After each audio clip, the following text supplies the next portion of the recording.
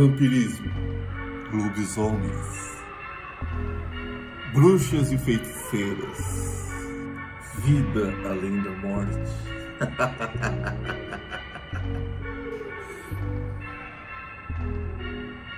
Em que você prefere acreditar? Esse é o podcast do Morcego Vermelho. Aqui, o impossível é apenas uma palavra. Venha morcegar conosco.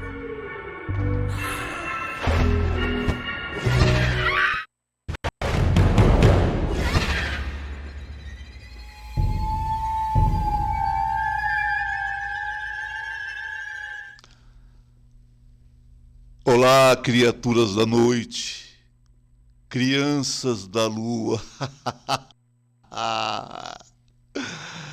Morcego Vermelho Festival.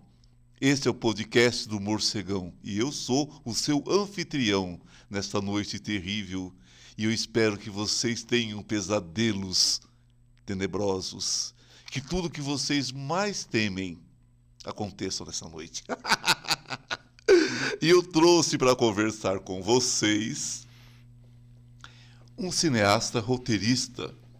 E ele escreve sobre terror. E é aquela história. Você consegue competir com a realidade, De Brito?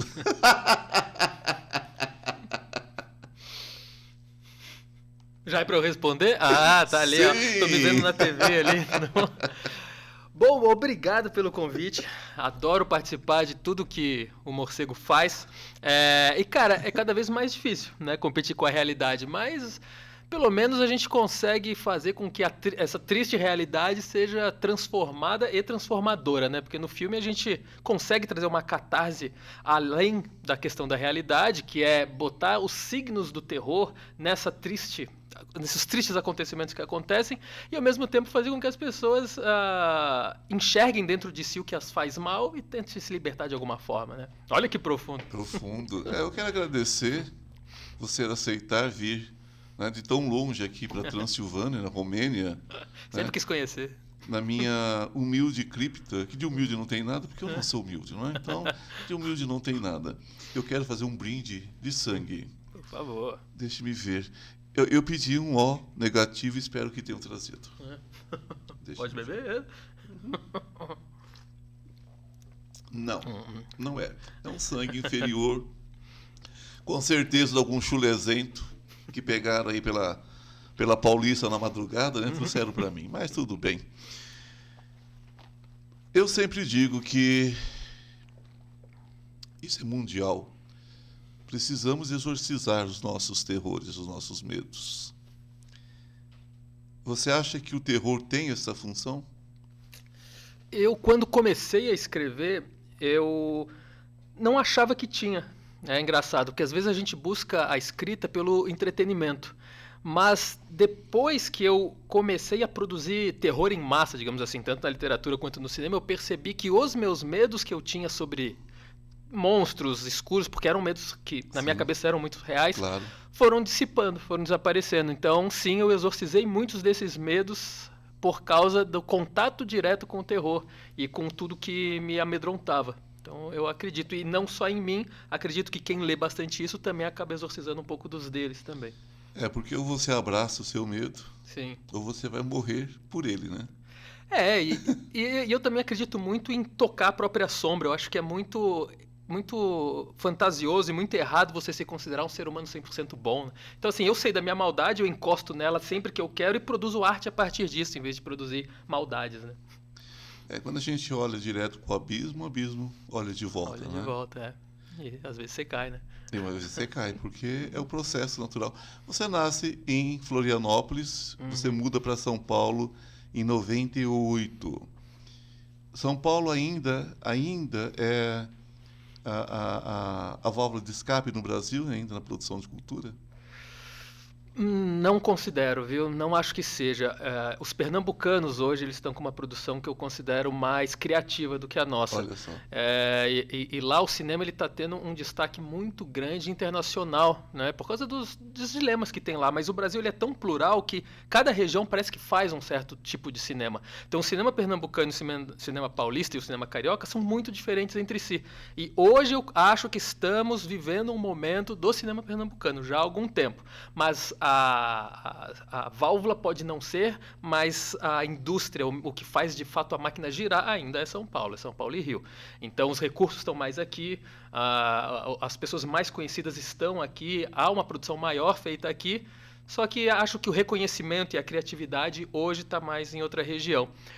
Só que daí você fala, pô, mas você então gostaria de fazer isso lá, o seu cinema lá? Não, eu me considero um cineasta, apesar de ter nascido em Florianópolis, um cineasta paulista. Mais do que paulista, até paulistano. Os dilemas Sim. que me tocam são dilemas da cidade grande ou de um interior que eu conheci no passado que não conversam muito com esse estilo de cinema que eu acho que hoje está sendo mais criativo e mais reconhecido fora do país.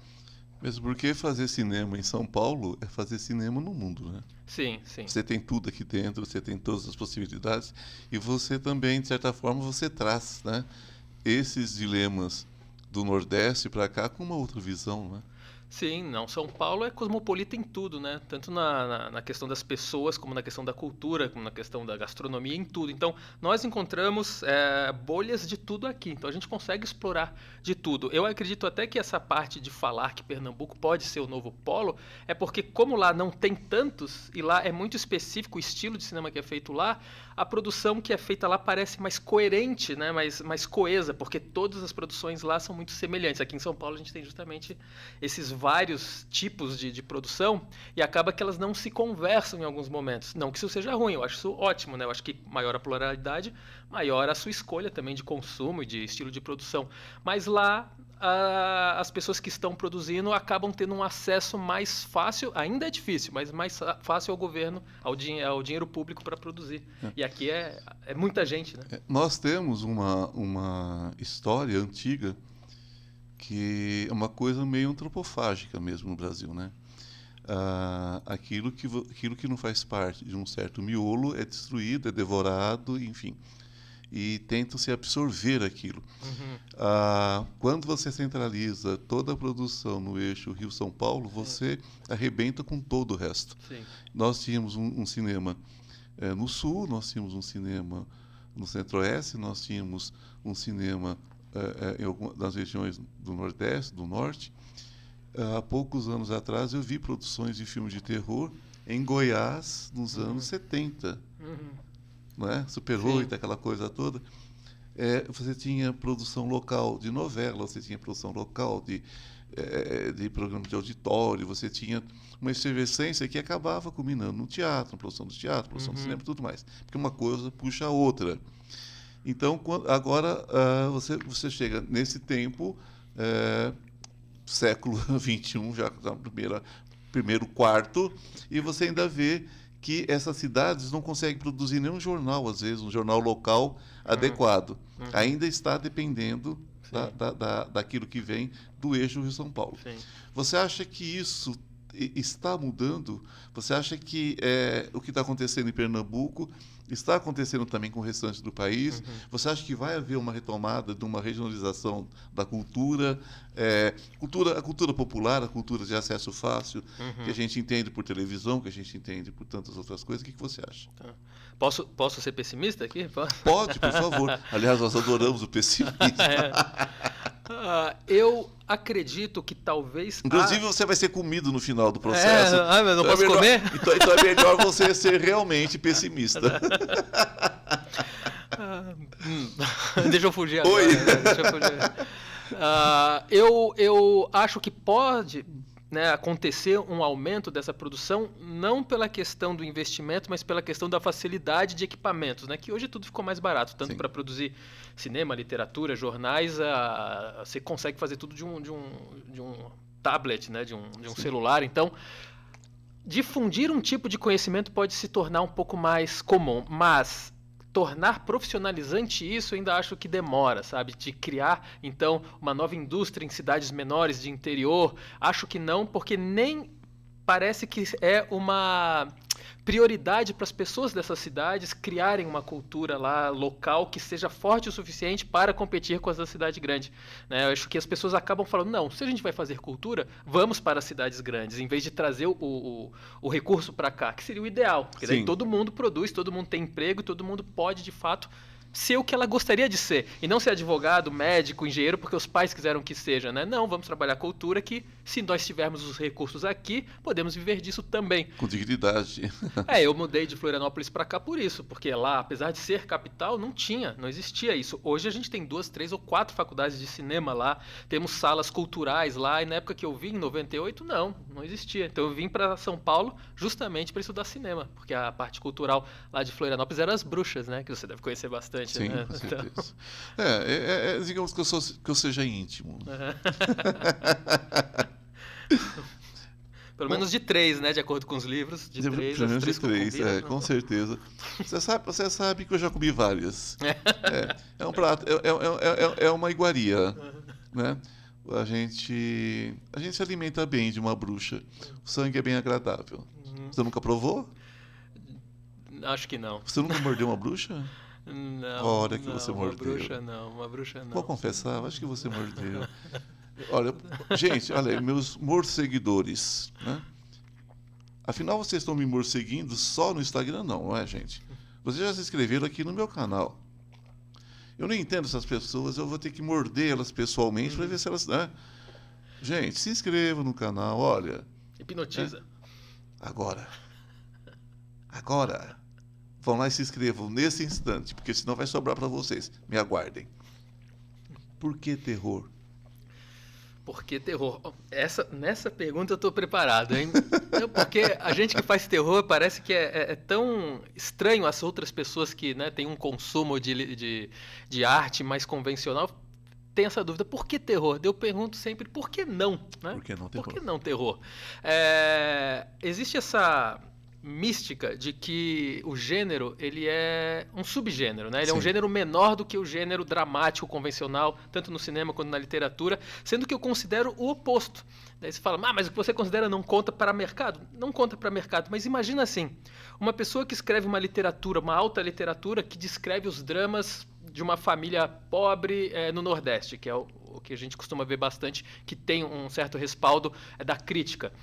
Ele está descrevendo, obviamente, não só em vivência, mas em observação, em tom crítico, algo maravilhoso ali, só que baseado no que ele vê, no que ele escuta e no que acontece na vida real. E nós, do terror, a gente consegue transformar todas essas coisas em algo muito maior, porque a gente pega a fome e transforma num monstro, a gente pega a pobreza e se transforma num fantasma. Então, as nossas preocupações são as mesmas que a da alta literatura, só que a gente consegue fazer de uma maneira metafórica os signos que representam aquilo com uma emoção diferenciada. Então imagina, sabe, eu poderia descrever a fome, mas não, vou descrever um monstro que representa a fome e todo o medo da fome que eu tenho a partir daquele monstro causando no seu protagonista. Então, eu faço terror porque eu acho que eu gosto disso. Eu gosto de criar signos que não sejam reais, mas para criticar ou para contrastar com as coisas da vida real mesmo. Realidade é uma coisa relativa, né? Realidade é uma coisa relativa. Eu converso com muitas pessoas aqui. Eu já tenho um trabalho com morcego antigo. Acho que eu já até entrevistei você como morcego, online ainda. Sim. E você sabe que eu tenho toda uma história dentro do terror. Claro que com uma personagem bonachona, né? Porque nada mais bonachão do que um Drácula, né? Eu adoro fazer essa coisa do bonachão. Mas eu tenho toda uma história dentro do terror e eu converso com muitos produtores, com muitos criadores, com muitos realizadores nesse meio. E o que eu vejo é o seguinte: por mais que se lute, por mais que se pesquise, por mais que traga o inconsciente coletivo, o medo do inconsciente coletivo, porque eu acho que o terror trabalha exatamente nisso, né? Dentro da psicanálise você estuda isso em profundidade, é visto sim como uma coisa segunda, como uma coisa, né? Que eu diga, um dos grandes cineastas brasileiros que é reconhecido no mundo inteiro e aqui ficou guardado no armário, né? Mujica foi guardado no armário no Brasil. Zé do Caixão era ridicularizado no Brasil até recentemente, até que alguém lá fora disse, você é bom. Quando alguém disse que ele era bom, aí virou cult. Aí virou cult. Uma pessoa que fazia cinema sem dinheiro, que nunca botou um artista consagrado em seus filmes, trabalhava com o povo, né? E fazia ali quase que... Você acha que ele fazia uma catarse coletiva ali? Eu vi algumas coisas incríveis dele, com muita gente atuando junto, para mim era uma catarse. Ele conseguia juntar as pessoas ao mesmo propósito, né? E é esse propósito de fazer algo diferenciado que as pessoas entendem o porquê daquilo existir. Então, o Mojica, ele acreditava muito no terror, né? O personagem que ele faz é maravilhoso, inclusive, né? O José Felso, Zanatas, ou o próprio Zé do Caixão, se você assistir os primeiros filmes desse personagem, ele é altamente sádico. Ele é um personagem que tem dilemas muito sérios ali, machista, misógino, e o que o povo lembra é o Zé do Caixão final dos anos 80, anos 90, que daí ele se autorridicularizou até para vender a imagem, para ganhar dinheiro, né? Precisou disso. Então, mas eu acredito que sim, que várias pessoas encontraram o mérito naquela história que ele queria contar e a força de vontade que ele tinha superava muito essa questão do baixo orçamento, né? Você vê que ele tinha movimentos de câmera que não eram convencionais ao brasileiro fazer naquela época. É porque ele pegava e pensava, não, aqui vai ficar mais bonito, e sem estudo nenhum, né? Só por observação. Então, era uma pessoa que era e deve ser admirada, sim, pela criatividade, pela potência criativa dele e pelo fator agregador. A psogenia também era uma coisa que era aceita e era esperada na época, né? Sim. Hoje você assiste, às vezes, uma coisa, principalmente produzida por televisão, e sempre vem alguma coisa ali embaixo, olha, isso tem a ver com costumes da época, né? Com situações da época. Então, a misoginia hoje ela está tão presente quanto estava nos anos 50, 60, enfim, eu acho que não mudou muita coisa. As pessoas se adequaram um pouquinho, mas a misoginia é a mesma. E você acha que está havendo um grande salto em produção? Eu tenho visto algumas produções que não são tão, como é que se diz, baixo orçamento assim, né? Coisas incríveis, como já vi coisas incríveis suas também, mas digo assim, está havendo assim quase que um ressurgimento desse terror no Brasil. E coisas incríveis, séries e tudo mais. Como é que você vê isso?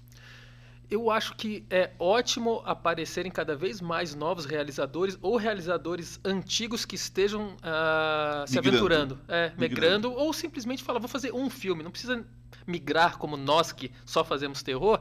Esses grandes artistas, não digo de qualidade, mas de nome de mercado, por exemplo, o Andrusha Waddington, que fez esse terror com a Fernanda Torres, com a Fernanda Montenegro. Isso abre um espaço absurdo pra gente, porque muita gente acha que não existe terror no Brasil.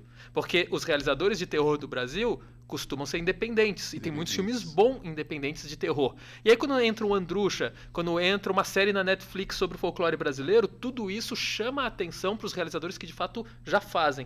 Então eu acho ótimo, mas o que eu gostaria é que as grandes produtoras, as grandes distribuidoras de conteúdo olhassem para os independentes. Porque senão adianta muito você olhar para os grandes que fazem comédia, deles vão fazer terror, vai abrir o olho para a existência do terror nacional, mas vai ter a qualidade, aquela coisa realmente que sai da alma de uma pessoa que faz terror, não vai, sabe? Você sente que é um terror bem produzido, bem feito, mas não aborda um dilema que as pessoas do terror abordam.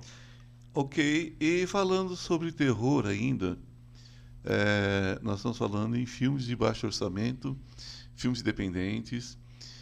Qual é o horror de se fazer horror independente?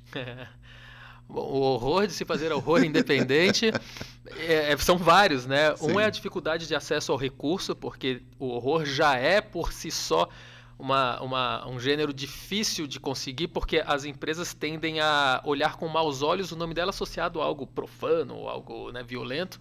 Então esse é um horror. O outro horror é o público nacional que por desconhecer a qualidade do que a gente faz, ou qualquer produto de terror que a gente faça, já vai com um olhar meio ruim, né? Quando, tem um filme de terror nacional, brasileiro não sabe fazer. Então isso é terrível. E a junção desses dois, a falta de recursos com a falta de interesse do público, faz nessa trinca com que uma distribuidora também não veja com bons olhos distribuir um filme de terror nacional.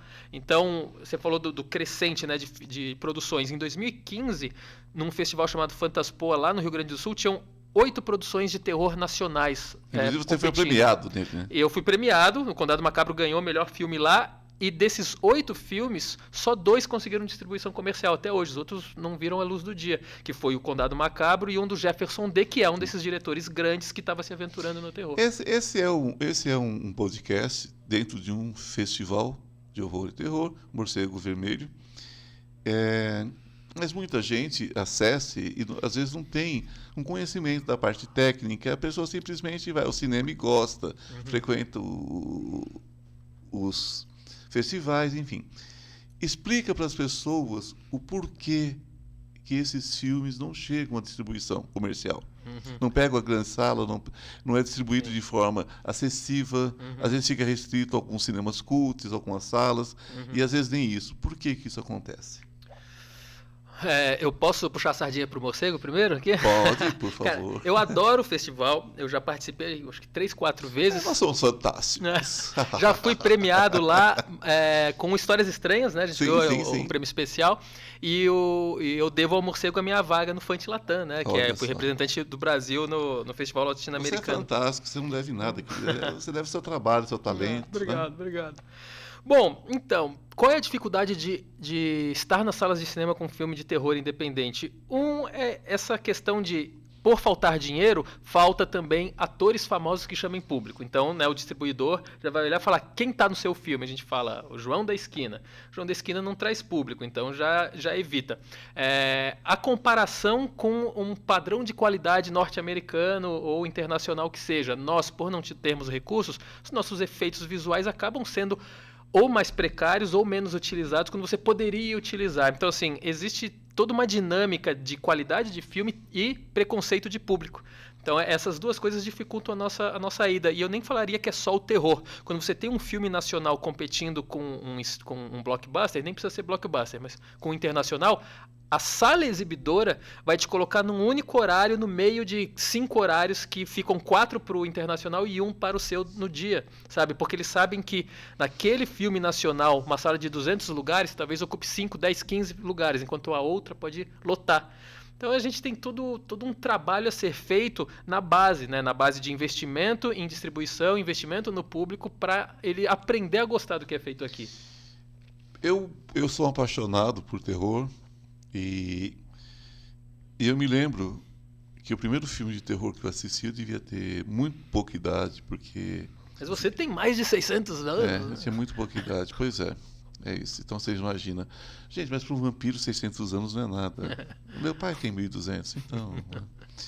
Mas enfim, era uma coisa tão sutil.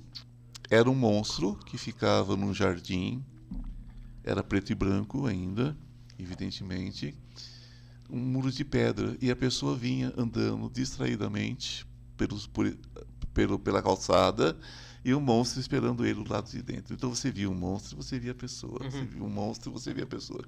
Quando de repente ele sai e simplesmente leva a mão, e você vê a mão com aquelas unhas grandes, e aparece simplesmente a pessoa gritando. Aquilo era uma coisa que as pessoas gritavam, arrepiavam lá. E não tinha nada. Era uma mão e um muro escuro. Só a intenção, né? Você assiste o Nosferatu, qual é a cena? O Nosferatu não pula no pescoço do operário que entra ali. Ele pega a ponta do dedo e suga pela ponta do dedo do operário. Lembra no início do Nosferatu? Quando ele é descoberto? Ele morde a ponta do dedo. Isso ficou para mim. A delicadeza. Eu vejo muito dessa delicadeza também no seu trabalho, às vezes a sutileza. Obrigado. Eu vejo essa delicadeza. Você não acha que hoje a personagem o próprio monstro grita mais do que o público para induzir o grito, para induzir o medo, Sim. sobretudo os americanos. Meu, e eu acho isso horrível, né? Porque nada fica mais na intenção, né? Não. Nada, tudo tem que ser gritado, tudo tem que ser mostrado, parece que para trazer uma emoção forçada. E daí eu não considero isso um terror, eu considero isso susto, né? Porque se você gritar para mim, eu vou me assustar aqui também. Claro. Então, sabe, fazer um puta barulhão com uma cena com um bicho todo feio vai assustar geral. E é isso que eles querem. Agora, eu gosto dessa sutileza, assim, né? Do o que está acontecendo por trás disso, por que isso está se transformando, se construindo dessa maneira. E para no final não ter o pan, né? Isso que é ruim. Eu não sei se você já percebeu a evolução do pan, né? Porque no começo, quando inventaram o jump scare, era assim: o personagem está indo, a música está acabando, está sendo dramático, vira, pam, e daí todo mundo leva susto. Só que isso já ficou tão banal que daí foi pro segundo, né? A câmera vira, não tem nada, você entra num... Ufa, confundeu, a câmera vira de novo, sabe? Agora já tá no terceiro, fala, meu... É complicado. Fica complicado, é aquela história daquele molequinho que tá no cinema, né? Isso é verdade, eu vi, aconteceu. E o monstro deu um grito tão alto que o molequinho falou, ih, papai, esse se cagou todo. Falei, poxa... Peraí, o personagem se cagou todo, tá com medo, né? O monstro tá com medo, então qual que era? Então a gente precisa pensar o que está acontecendo, né? E talvez valorizar, sim, essa produção, muitas vezes chamada produção independente, fundo de quintal, câmara emprestada, mas que traz, como não tem o recurso para pagar R$1 milhão para fazer 2 efeitos especiais, vai ter que criar isso... Sim. Na luta, no trabalho, né? E isso está acontecendo bastante com esse gênero que o povo chama hoje de pós-horror, né? Pós-horror. O pós-horror não é um termo que nós gostamos de usar, porque tudo que se usa pós significa que é antagônico ao que vem anterior. E assim, o horror não tem um anterior. Não tem. Então é errado usar o termo, mas o estilo de cinema que acabou sendo nomeado como isso, ou art horror agora, que estão mudando, esse usa desses artifícios, né, da intenção hoje, porque eles veem que o recurso é pouco e falam, vamos priorizar o roteiro, né, priorizar a intenção. E o brasileiro tá apostando muito nisso e também tá dando certo, viu? É aquela brincadeira que a gente faz aqui na abertura, aquela brincadeira que simplesmente sai debaixo da mesa. É uma brincadeira, mas ali você vê que é uma intenção da surpresa, né? É aquilo que você, o que te assusta mais?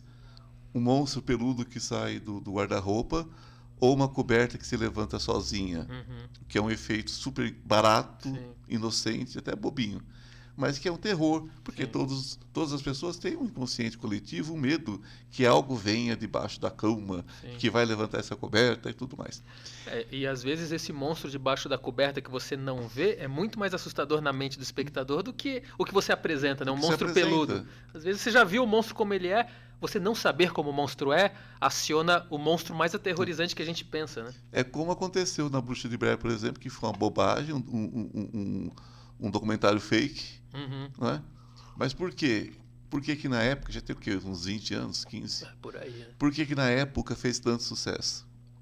Baixo orçamento, baixíssimo orçamento, não tinha nada. O filme ganhou muito dinheiro. Não ganhou Oscar porque não se premiam muito o filme, o gênero, não é isso? Sim, o gênero ele costuma ser deixado de lado nessas premiações maiores. O Del Toro está transformando isso, né, agora precisava, né? Em moeda de ouro, mas até então era muito difícil. Né?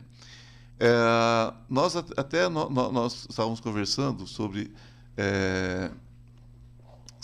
o filme Macabro, Noite Macabra, não é isso? Noite Macabra? O meu?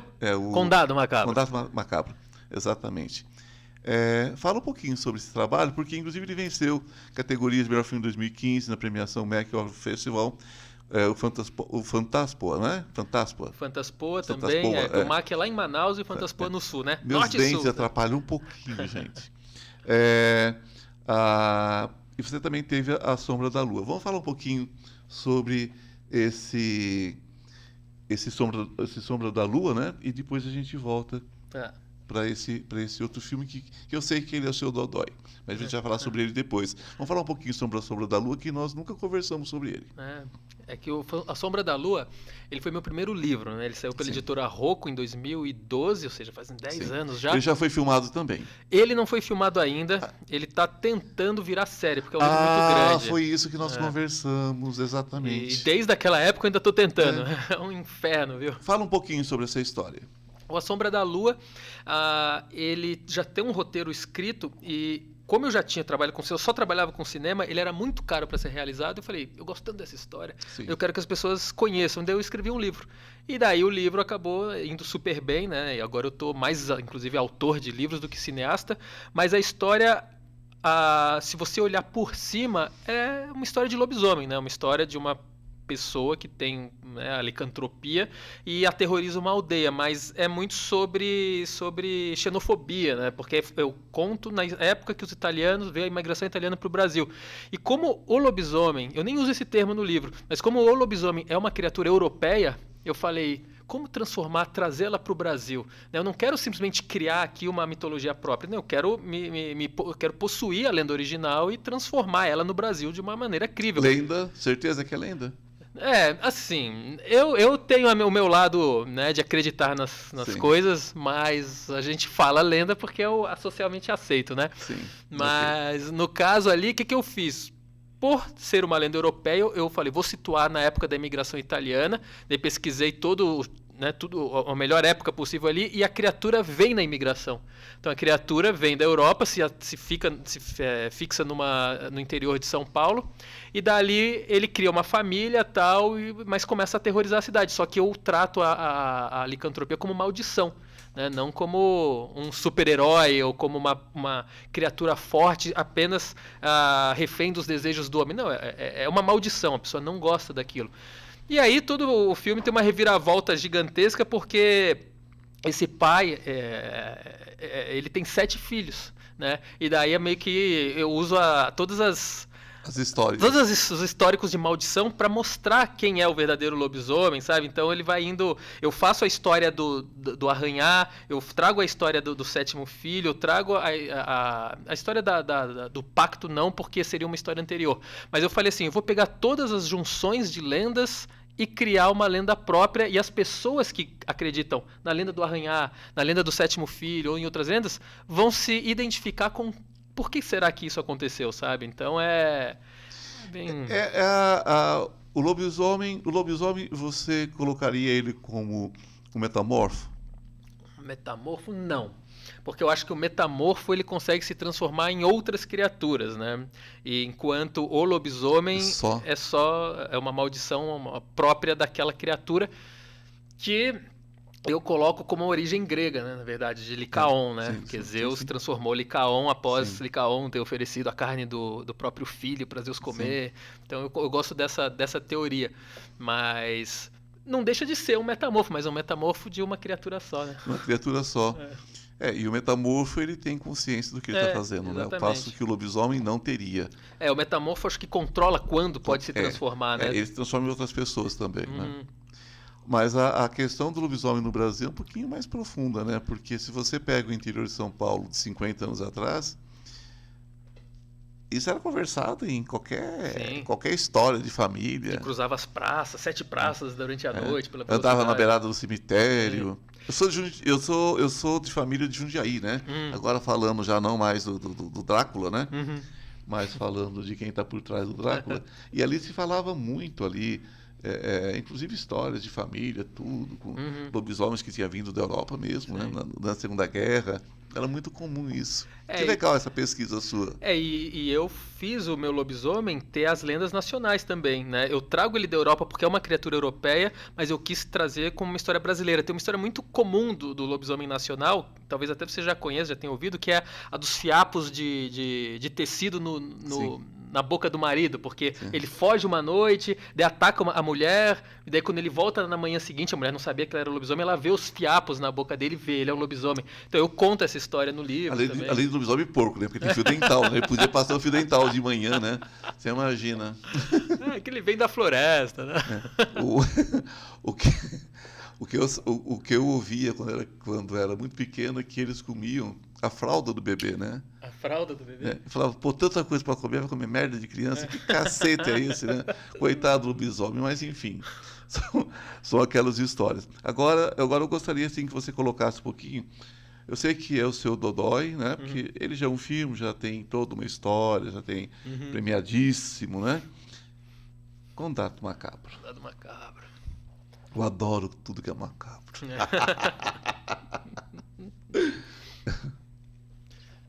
Mas qual é a pergunta sobre o condado? Eu quero que Só que eu fale você fale sobre o condado, porque existe toda uma história. Sim. Não se escreve alguma coisa Sim. nesse nível e nessa busca sem uma referência, sem uma história pessoal. Não existe isso, tá? Tem alguma história aqui.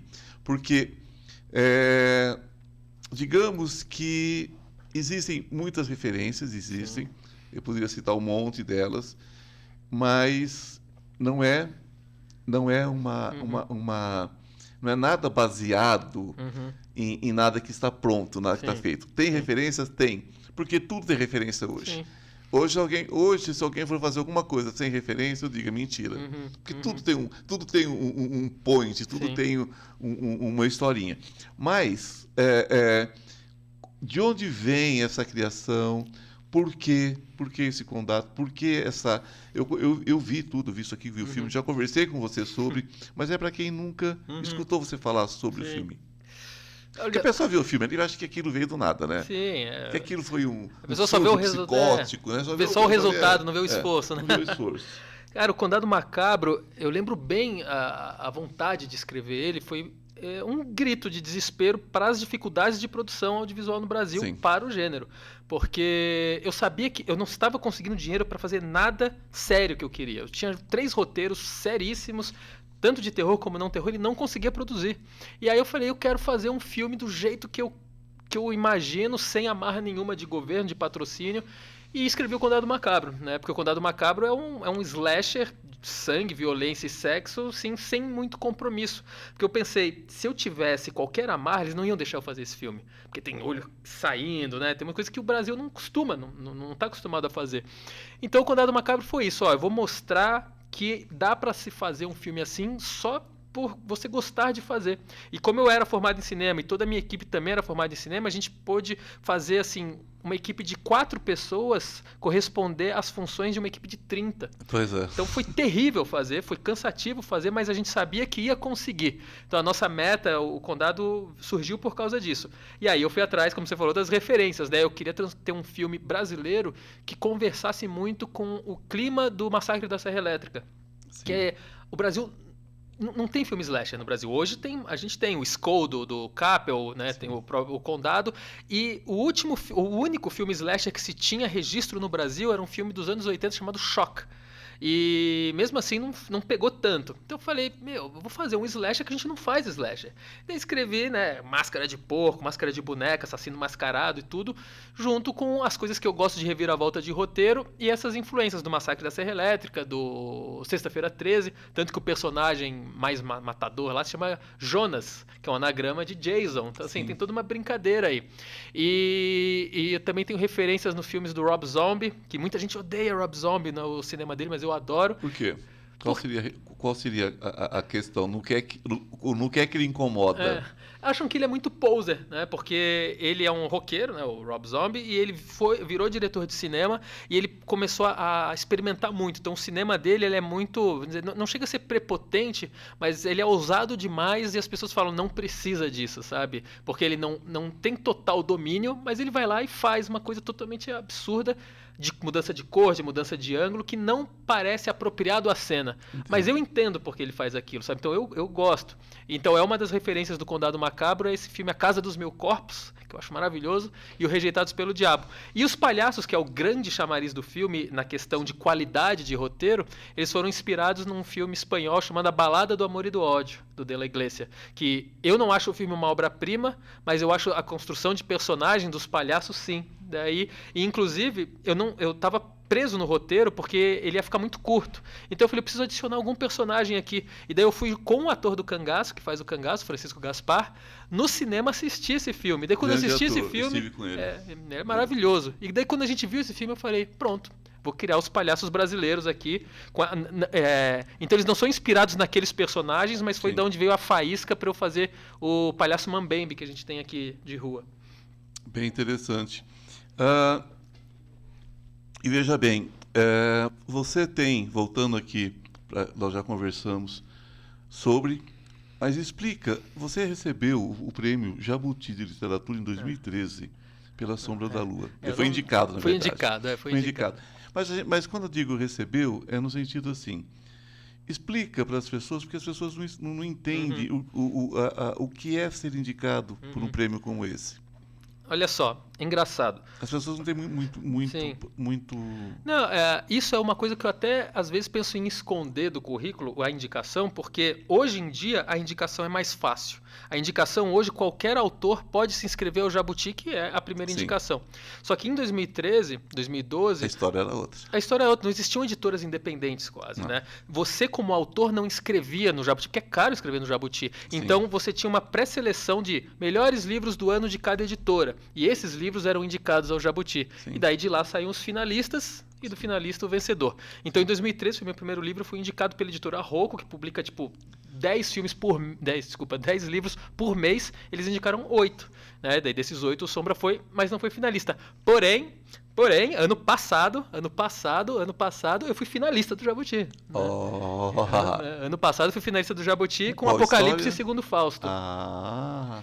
Daí finalista, agora sim, qual que é a minha câmera, né? Eu sempre digo, gente, que quando você é indicado para um prêmio, você ganhou o prêmio. Porque aí é uma questão de referência de cada um, porque você tem um júri. Sim. Não quer dizer que esse júri Sim. Foi o melhor possível. Então você já está ali na boca da botina ali, e de repente alguém, por algum motivo, né, te pretere a outro, mas não quer dizer que você não tenha ganho. Só de ser indicado. Eu sempre quando eu falo em indicação, eu falo que você ganhou. Porque de alguma forma você ganhou. E o Jabuti tem esse que a mais de ser o principal prêmio da literatura, Machado de Assis já ganhou, então assim, claro. Para mim foi o auge da minha carreira, né, de escritor ou ser finalista, porque a gente sabe, isso que você está falando é certíssimo, os jurados finais, porque escolhem o vencedor, são 3 ali. Sim. E aí, se os dois gostam de um e outro odiou, 33,33% ali odiou esse livro que ganhou, mas por voto e tal. Mas para ser finalista, daí até nós, autores, consideramos um verdadeiro prêmio, porque daí, assim, 400, 500 livros inscritos, muita sendo coisa. Que vários blogs, vários profissionais, vários críticos dão notas a esses livros, e daí os 10 melhores, mais bem avaliados, vão para esses jurados, que daí vão selecionar. Então, ser finalista é, de fato, a verdadeira peneira, né? Verdadeira peneira. Eu penso dessa forma. Olha, é difícil alguma coisa vir do nada. Então, talento é aquela história, gente. Às vezes a pessoa fala assim, você é talentoso em tal coisa, eu gosto do seu texto, eu gosto não sei do que. Eu falo, gente, talento é uma coisa que não existe. Existe muito trabalho, muita luta, muito suor e tal. Mas fazer uma FAP ajuda. Só o fato de poder entrar na FAP já ajuda, né? Esse que é a questão. Eu não vou falar da FAP especificamente, porque a gente sabe, a FAP é considerada a melhor escola de cinema do país. Eu fui maldoso. Não foi maldoso, mas eu aceito. Não tenho vergonha de ter dinheiro, né? Claro. Isso é bom. É que a FAP é uma faculdade de mensalidade alta, porém lá você tem um acesso a outras pessoas com condições também que você pode se juntar. Sabe? Então, a FAP me ajudou muito nisso. Eu conheci profissionais que eu trabalho até hoje com eles na FAP. Então, isso pode acontecer em qualquer faculdade. USP, Anhembi Morumbi e tal. Você formar um grupo de pessoas com o mesmo interesse que vocês produzam algo. A vantagem da FAP é que as pessoas lá têm mais recursos financeiros também para poder fazer. Pode fazer o seu filminho financiado pelo papai, né? E rodar, o patrocínio. Né? O patrocínio é ótimo. Exato. Isso é o melhor que existe. Eu ganhei câmera, ganhei computador, então assim, eu que era o que as pessoas procuravam pra... Posso entrar no seu grupo, né? Isso aqui como é um bate-papo, a gente vai, a gente volta, a gente não tem uma linha rígida, não é? Nós estávamos falando sobre essa questão no teatro nós temos a quarta parede que a gente não quebra jamais. Ou não deveria. Né? Existe alguma coisa em teatro experimental que se quebra, sim, mas não deveria. No cinema, a quarta parede é exatamente você não conversar com a câmera, né? Você namora a câmera namora com você, mas você não olha para a câmera. Ela inexiste. E eu acho fantástico quando eu vejo alguma coisa que o ator olha para a câmera, tipo assim, né? Pô, cara, você tá vendo que merda, né? Você tá vendo? Eu acho incrível. Você acha que nós estamos caminhando para que haja produções onde essa conversa com o público seja direto, quase olho no olho? Nós estamos falando em metaverso, nós estamos falando em quê aí? Eu acredito que o cinema nunca vai mudar a essência dele, né? Então sempre vão continuar sendo produzidos um conteúdo de maneira semelhante. Sim. Então veio a TV que não matou o cinema, veio o streaming que não matou o cinema, então ele vai perpetuar, vai continuar aí. Mas sim precisa encontrar novas maneiras de dialogar com o público, né? O público de hoje ele tem outro tempo. Então, que não seja no olho com a câmera, que não seja por algumas questões de interação, tem que ser mais rápido, tem que ter algum punch novo que comunique com as pessoas novas. A gente não isso que é engraçado, né? A gente não tem que forçar a nova geração a gostar do que é antigo. A nova produção que tem que se adaptar à nova geração. Então, se a nova geração pedir isso, pedir dancinha, infelizmente é o que alguns vão ter que fazer. Sim. Talvez alguns como eu não façam, porque são muito orgulhosos, mas eu não demonizo isso, né? Apesar de falar de demonizar aqui é bom, mas eu não demonizo essa linguagem que busca o grande público. É porque não tem outro jeito, né? Sim. Se você não passa algo doce para atrair a abelha, você não vai conseguir, né? Exatamente, se você quer caçar moscas, jogue açúcar, né? Então, se você quer o seu... Ou merda. Ou merda. Aí também funciona, né, gente? Gente, essa é a história de merda interessantíssima, porque o que estão jogando de merda para caçar mosca, não estão? O que tem de caça-nico aí que eu vou te contar, você olha e fala assim, oi, saí de casa da minha bate-caverna, da minha lápide, para quê? Para isso? Não, vou voltar para Transilvânia. Você tem se decepcionado no cinema? Você viu o quê? Decepcionado? É engraçado, eu trabalho com cinema e faz tempo que eu não vou numa sala de cinema, porque eu sinto que eu perdi dinheiro. Você é igual ginecologista, né? Você não gosta de se divertir onde você trabalha. É isso? Eu vou ser processado pelos ginecologistas agora. Não, é engraçado que a gente hoje tem esse acesso a um conforto muito grande, né? Você tem uma Netflix a 4K, só tem uma TV boa, grande, com som foda que você não precisa mais de um cinema, né? Infelizmente, nossa, o profissional de cinema falando isso. Eu falo, não, vá ao cinema. Eu vou ao cinema ainda, mas eu me sinto mal pagando 40 conto e vendo um filme que eu percebo que não teve esforço. Não teve esforço da equipe em me prender ali, sabe? Não teve esforço. Aquilo ali foi feito para te mostrar o galã quase pelado, transando. Aquilo foi feito para isso. É uma questão totalmente comercial. Tem um grupo de psicólogos, de analistas, que sabe exatamente o que vai cativar, o que vai prender a atenção e o que vai fazer a pessoa assistir até mais do que uma vez. Mas não quer dizer que seja bom. Eu lembro que na época da faculdade, e até antes, eu assistia 3 filmes no cinema por dia. Eu ia num dia no cinema e falava, vou assistir 3, 4 filmes. Eu cansei de fazer isso. E hoje em dia eu escolho que filme eu vou ver no cinema. Eu falo, não, esse filme, talvez por ter muito efeito, ser um filme da Marvel, seja mais impactante ver no cinema. Agora, se eu for ver um filme de terror mega pesadão, eu falo, não, talvez eu prefira ver esse filme no cinema se não tiver cheio, ou eu prefira ver em casa num quarto escuro. Porque esses filmes que eu gosto de assistir, pós-horror, mais dramáticos, eles não enchem sala. E se encherem sala, incomoda. Porque você precisa ter uma experiência única ali, né? Você não tá vibrando com o Capitão América segurando o martelo do Thor, sabe? Que é interessante ver o povo gritando. Nada contra o martelo do Thor, mas não dá, né? Não dá. Então hoje eu seleciono muito o filme que eu vou assistir. Pelo preço que tá o ingresso mesmo. E por isso, por me sentir um pouco lesado, né? Quando eu vou e vejo uma droga. Sabe? Você acha que o martelo do Thor é uma questão fálica? Martelo do Thor é uma questão fálica? Talvez nos filmes da Marvel, mas na mitologia nórdica, não. Porque ali ficou uma coisa meio fálica, né? Quando eu tenho observado o mundo com curiosidade, sempre. E eu volto à questão do metaverso, porque o que acontece? Hoje você tem um filme estreando no cinema, daqui uma semana ele está na sua Netflix. Sim. Uma pessoa levantar da sua cama, tomar um banho, pegar a namoradinha, ir pro cinema, do cinema ir para não sei onde para não sei onde, para chegar em casa e dormir, ele prefere chamar a namoradinha em casa, pede uma pizza, liga a Netflix, assiste o filme dali uma semana, está passando no cinema, já está na Netflix. Sim. Você não acha que é o próprio mercado que está matando o cinema nesse sentido? O cinema enquanto instituição, sim. enquanto uma templo, sala, né? enquanto um templo, enquanto uma sala onde existe um lance comercial, onde Sim. você vai, tal. Porque para mim o cheiro do cinema, Sim. a energia das pessoas que estão ali, tudo isso para mim me leva ao cinema. Sim. Tá? A gente que trabalha com isso... E os pescoços que são bem surtidos lá, você pode escolher, né? Então eu acho interessante. A gente considera a sala de cinema um templo, né? Para nós que trabalhamos com cinema. Então... É como o teatro para nós também. Eu acredito que nada iria substituir, porque a tela grande, o som alto e essa junção de pessoas torna o filme um espetáculo, além de só uma obra audiovisual. E enquanto você está num streaming, você está assistindo um filme, né? Você não está participando de um espetáculo. Então tem essa questão aí que talvez pessoas que prefiram o espetáculo, encarar o cinema como um espetáculo, nunca percam. Mas eu concordo que diminuiu muito por causa disso, né? A Warner, por exemplo, faz um filme e uma semana depois, como se fosse, tá na HBO. E teve um momento que fez simultâneo e as pessoas começaram a reclamar. Tanto que agora não faz mais simultâneo, eles esperam uma semaninha.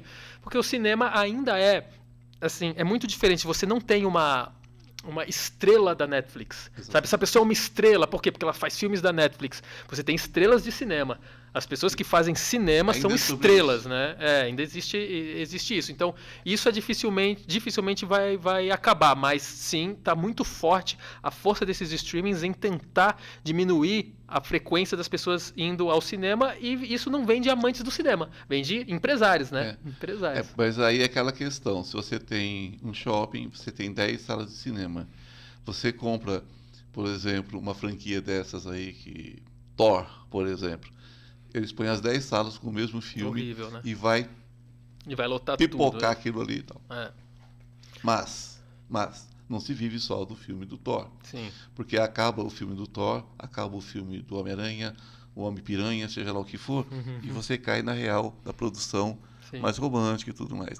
Aí você chega no cinema, tem você e mais um gato que entrou por acaso e está preso dentro do cinema. Acabou. Sim. Né? Sim. Então, como é que esse cinema se mantém?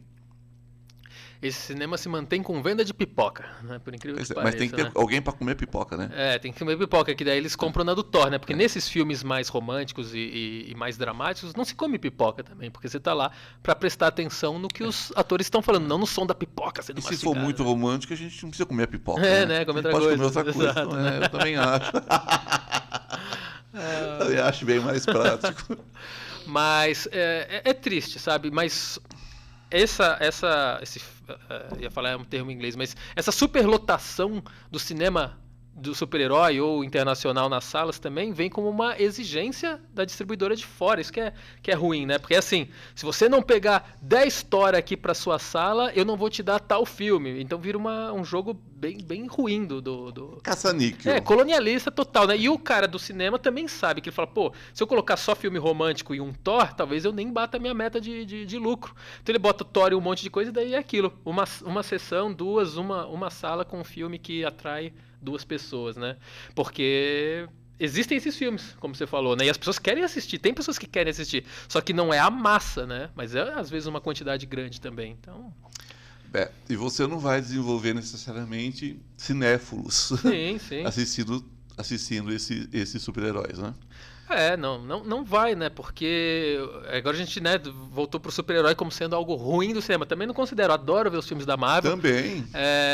Mas tem essa discussão, né? O que eles estão acontecendo? Eles estão simplesmente transformando as HQs em filmes e eles não estão criando celebridades de cinema, porque quem é de fato adorado não é o Chris Evans, é o Capitão América. A grande estrela é o Capitão América, não o ator que faz o Capitão América. No próximo Capitão América vai ser outro cara que vai ser idolatrado igual o Chris Evans era, até o Chris Evans ser esquecido, sabe? Então Mas a grande questão tudo bem tudo bem você ter filme de super-herói. Eu Sim, adoro. Eu Tá tudo adoro bem. também. Mas a questão é, no teatro aconteceu com o musical. Os musicais, eles vieram e meio que sufocaram um pouco o teatro tradicional. Né? Porque o teatro musical é outra coisa, é outro gênero e tal. Uhum. E muita gente acha que gosta de teatro, mas na verdade gosta de teatro musical. É uma outra história. Quando você tem um teatro de texto, eu sou dramaturgo e os meus textos são densos. Eu gosto de texto. Sim. Ator, para mim, é quase gente. E eu torturo ele com muito texto. Né? Gente, é brincadeira, vocês sabem. Eu sou ator também, a gente está brincando aqui. Mas a gente vê que hoje você vai ter duas coisas. Você vai ter aquela peça que ninguém entende, né? Que são aqueles movimentos que você fala, ok, experimentação, legal, legal, mas ninguém tem, todo mundo sai olhando para a cara do outro com cara de tonto, a peça acaba, você não sabe, Sim. você está achando que está no meio, Sim. e está tudo certo. E você tem o musical. E eu tenho visto alguns espetáculos muito antigos sendo remontados. Teatro vitoriano está sendo remontado aí. Por quê? Porque falta texto. Então, isso vindo para o cinema vai tirar o quê? Vai tirar a sua literatura, que de repente você é quase premiado, digamos, eu acho que você foi premiado, não é? Com aquele livro no Jabuti, só que você fica esperando 10 anos para ele virar. Sim. Para ele virar uma minissérie, para ele virar uma série, para ele virar qualquer coisa. Então, o que acontece? Eu acho que vão sendo preteridos. Sim. Vão sendo preteridos. Vai entrar naquele esquema. O bonitinho, a bonitinha, que aparecem na novela das 8, das 9, que alcança o grande público. E agora também, esse pessoal pessoal de redes sociais também agora está imigrando, né? Está migrando também. Então, é aquele bonitinho que vai encher o teatro, que vai encher o cinema. Isso, para mim, é sinônimo ou de uma destruição ou de uma transformação. O que você acha que está mais fácil? A transformação ou a destruição? Eu acho que transformação é uma forma de destruição também, né? Porque também, você destrui o antigo para criar o novo. Então, olha, eu não vou contra os movimentos que tragam público, mas eu não sou a favor do público a qualquer custo, sabe? Eu acho que o autor, o realizador, ele precisa saber dosar qual é a autoralidade do trabalho dele, qual é a mensagem que ele quer passar, mas como ele quer passar, e ele quer passar talvez tendo um ator, né, da Globo, do momento bonitinho, ou tendo alguém de uma rede social, e transformar aquilo para convergir com a mensagem. Daí eu acho bom. Agora, o cara que fica só tomando banho de Nutella na banheira e faz um filme fazendo cara de otário, assim, isso eu já não... É complicado. Eu já acho péssimo, né? É complicado, a gente vê que é complicado. E eu vejo que dá grana, mas influencia mal as crianças que estariam assistindo, sabe? Então, eu sou meio contra esse tipo de entretenimento, eu acho que é destrutivo, sabe? Com certeza.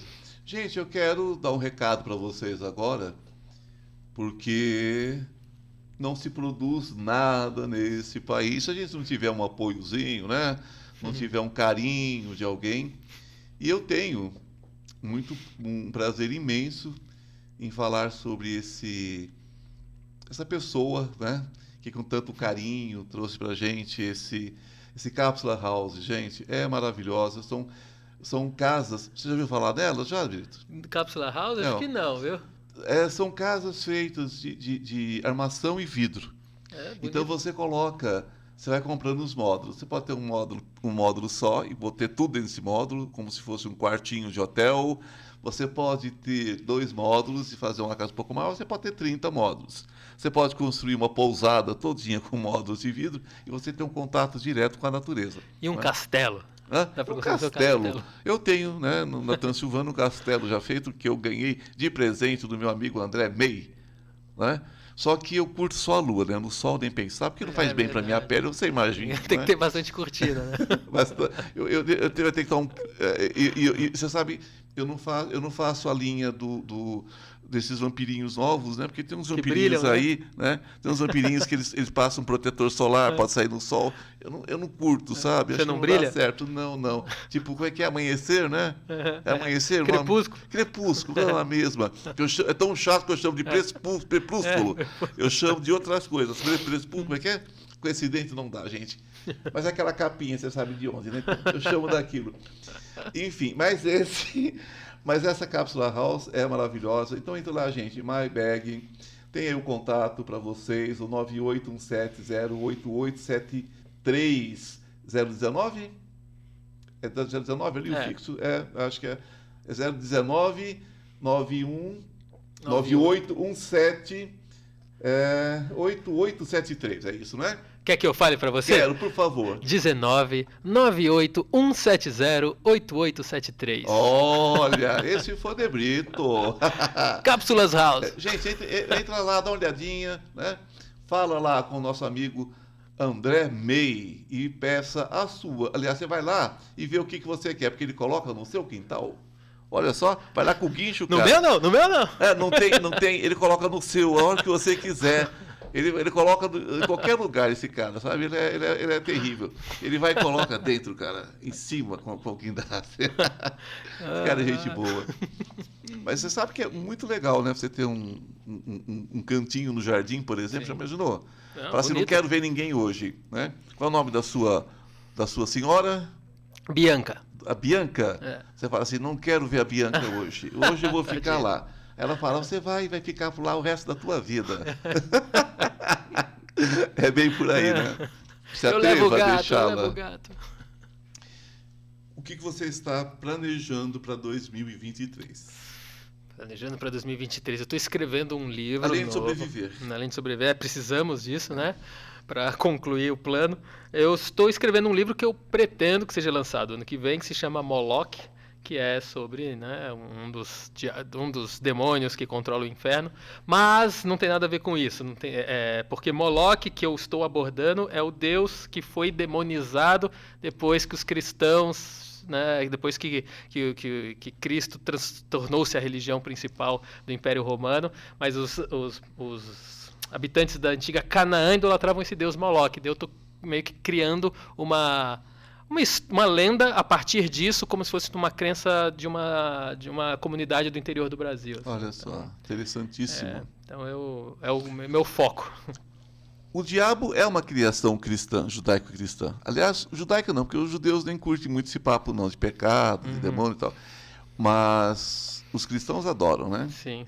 Né? Eles foram as pessoas que criaram o terror, né? Criaram o terror, porque tudo para eles é demônio, né? Sobretudo algumas denominações, né?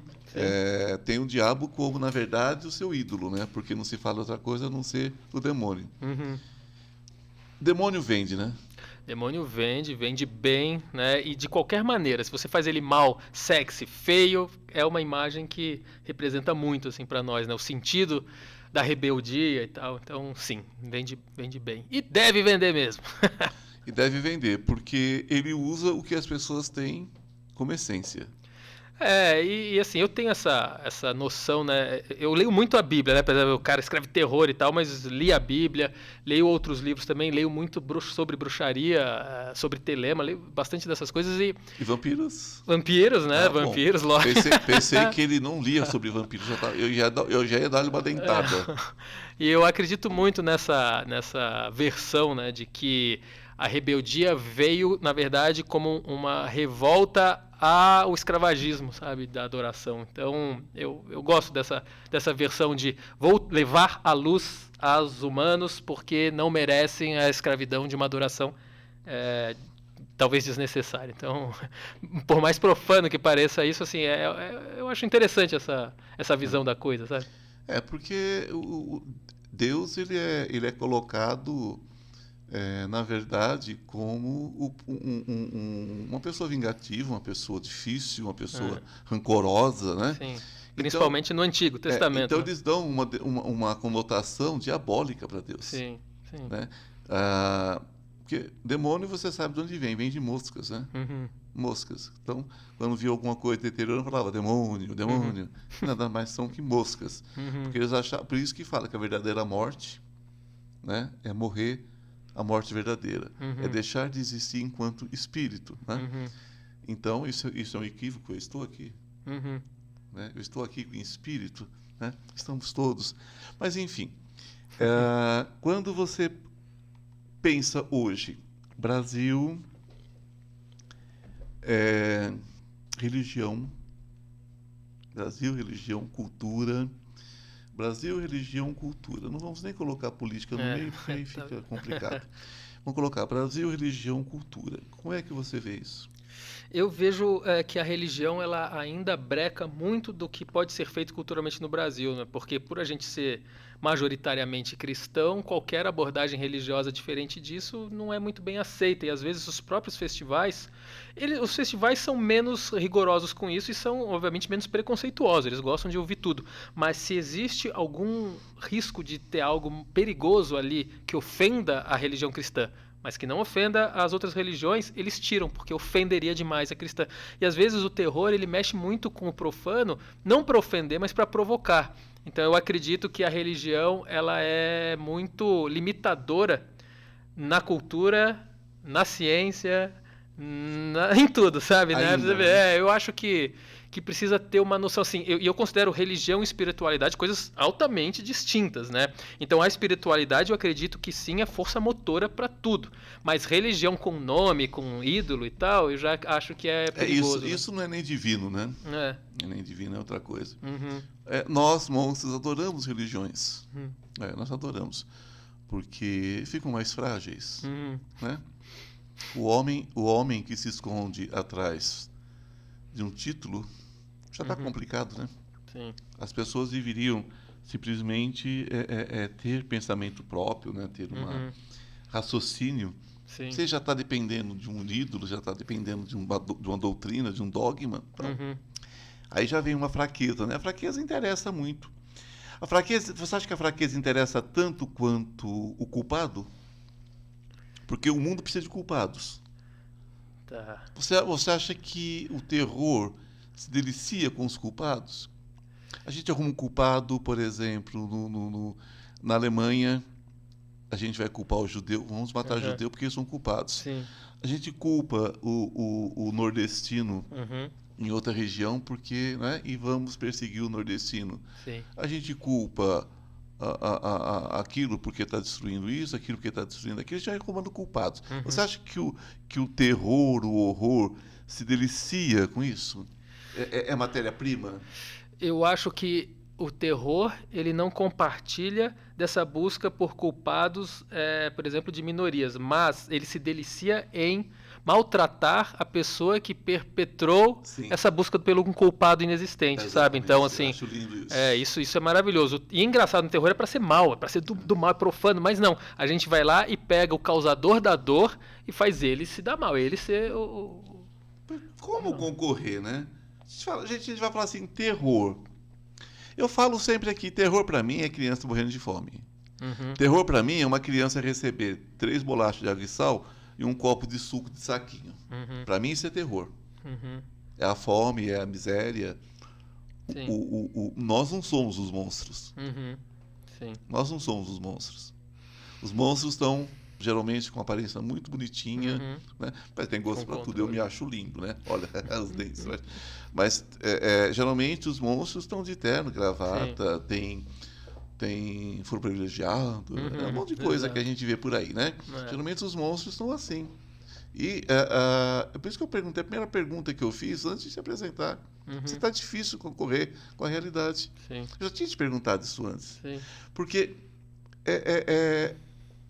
se você assiste um jornal a determinados horários aí e sai para um filme de terror, cara, é difícil alguma coisa te assustar na tela. O filme te relaxa. O filme te relaxa, você vai relaxar, falar que eu estou salvo.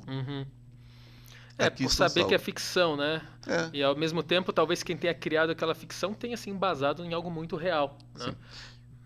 Você já pensou em trazer a sua arte para o teatro? Olha, eu já pensei, eu nunca tive a oportunidade. Eu gostaria muito de escrever ainda para o teatro e para games. Realmente gostaria.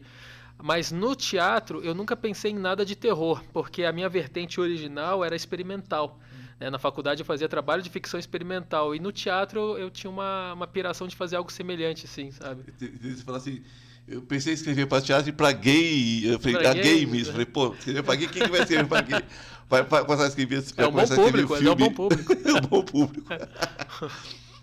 O que seria games? Jogos eletrônicos, né? Jogos eletrônicos mesmo? Jogos eletrônicos. Você entraria, mas aí você entraria você criaria a história para que fosse montado por um engenheiro de software, alguma coisa assim. E assim, é um mercado que dá muita grana hoje, né? E o brasileiro tá entrando nela.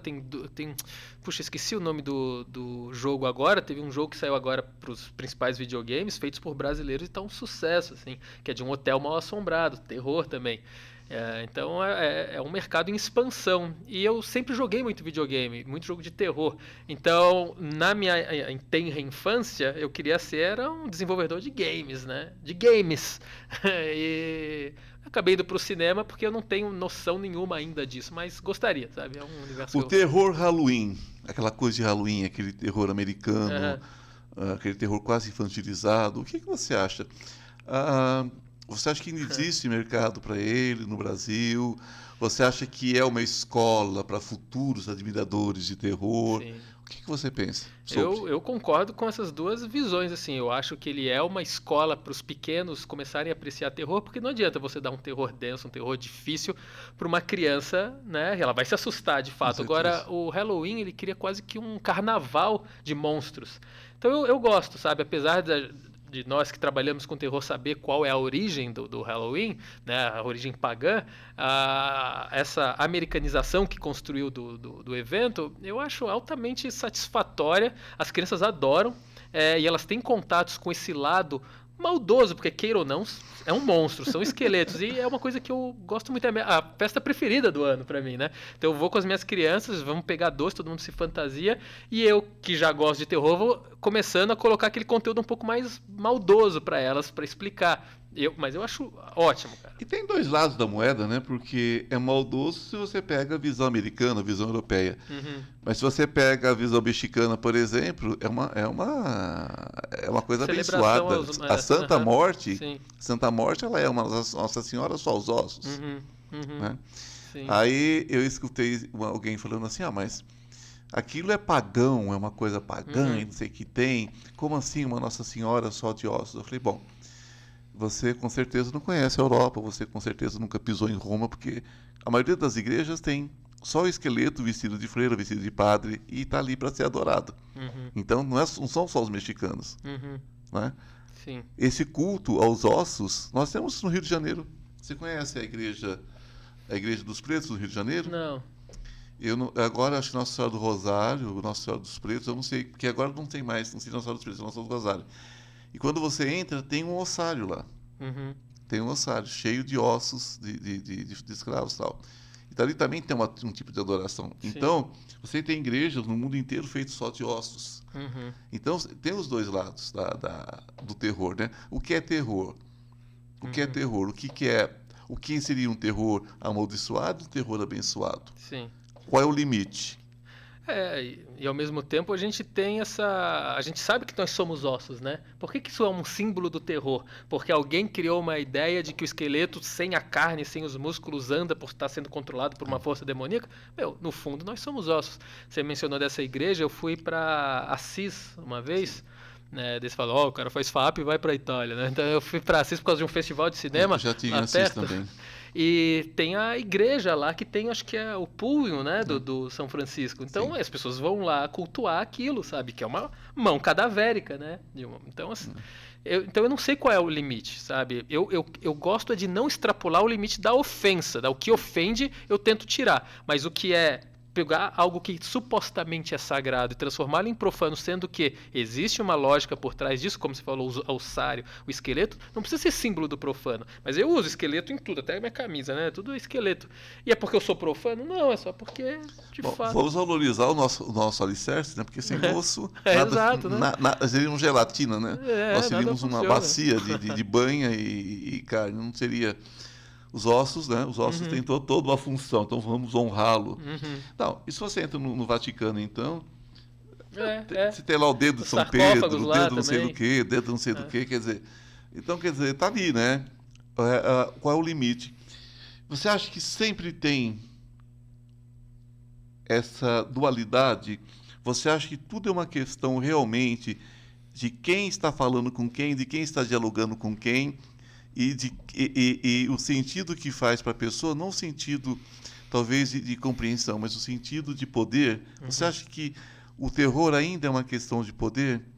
Quando você fala do terror como se você estivesse cultuando o contrário da doutrina, é só uma questão de doutrina? Você acha que é por aí? Olha, é interessante, né? Eu nunca pensei dessa forma. A gente sabe que existe a escala de cinza em tudo, mas eu acredito que o terror, para ele funcionar também, ele precisa trabalhar com um pouco de alguns estereótipos já consolidados. Então, não adiantaria, talvez, eu ter um discurso, vamos usar palavras aqui feias, né? Eu ter um discurso satanista e falar que isso é bom e fazer o meu público acreditar que aquilo é bom frente à moral cristã. É dificílimo fazer isso, porque independente do meu público ali, a gente sabe que se o satanismo que a gente diz, se o satanismo que o cristão criou, né, do morte de virgem, morte de criança e tal, sabemos que é ruim. Então, a gente sabe que a moral cristã, apesar de todos os defeitos, é boa.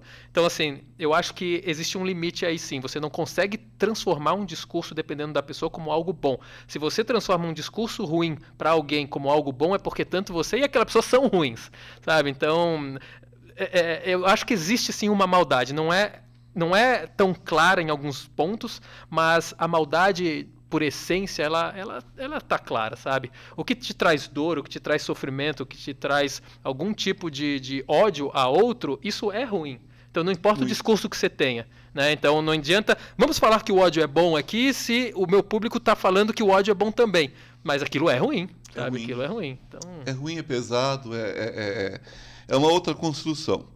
Eu vejo que existe sim um desejo, existe sim uma manipulação para que a gente aceite. Por exemplo, né? Às vezes eu entro em questões polêmicas, sim, mas tem coisa mais triste, mais horrível, mais terrível mesmo do que uma crucificação. Por que que nós cultuamos uma um símbolo de tortura? Inclusive eu estou escrevendo no Moloch sobre isso. O trecho que eu estou escrevendo é sobre isso, porque esse livro ele tem assim a ideia de tentar confrontar um pouco qual é a mitologia cristã, porque na história a comunidade que idolatra Moloch quer que ela seja a religião principal. Então o principal sacerdote lá, o sacerdote, ele começa a fazer todas as comparações da crucificação com o sol se pondo no Cruzeiro do Sul, no solstício de inverno. Sim. Então, sabe, começa a trabalhar toda essa lógica do horóscopo, né? O horóscopo que, na verdade, define as religiões. Sim. De Mitra, de Eros, de todos. E eu faço uma crítica a isso, né? Por que os cristãos adoram um símbolo de tortura no principal templo que devia ser de adoração, de bondade, né? E se você vê nas paredes, é sempre o Calvário também, o Calvário. Né? Então é aquilo, é o medo de, olha, se você não seguir nossos dogmas, nossa doutrina, pode acontecer com você, né? Você. Porque aí, mesmo as pessoas que nem sabiam da doutrina, Roma tinha adoração por fazer tochas humanas. Porque as pessoas não sabem, mas o corpo humano pega fogo muito bem. É a gordura, né? É a gordura e faz uma tocha incrível, né? Então eles eram acesos vivos ainda, né? E gritavam até morrer, enquanto isso era Então isso acontecia na Roma. Inclusive na Roma, a Roma cristã ainda fazia isso. Né? Porque nós vamos ver isso no mundo todo, né? Em várias situações. Então, o terror, ele está muito atrelado à fé, infelizmente. Os filmes usam, inclusive, nos Estados Unidos, filmes americanos, filmes europeus, usam sempre na Igreja Católica. Tudo que vai acontecer de ruim, de satânico, é na Igreja Católica. Sim. Nunca na Igreja evangélica. É porque a Igreja Católica, além de ser a maior ainda, né, ela tem os símbolos muito bem definidos, enquanto a evangélica ela é muito parecido com o protestantismo, né, que ela nega símbolos. Né? E assim, cinema é visual. Né? Então como é que você vai trabalhar... Mas tem um que elas não negam. Cifrão. É verdade. Essa nenhuma religião do mundo nega. E é uma mitologia tão formulada, né, desde a era passada, digamos assim, né, pensando no horóscopo, porque ela está muito bem incrustada no nosso imaginário. Então é fácil você já se conectar com o seu público de terror quando você bota conteúdos do catolicismo.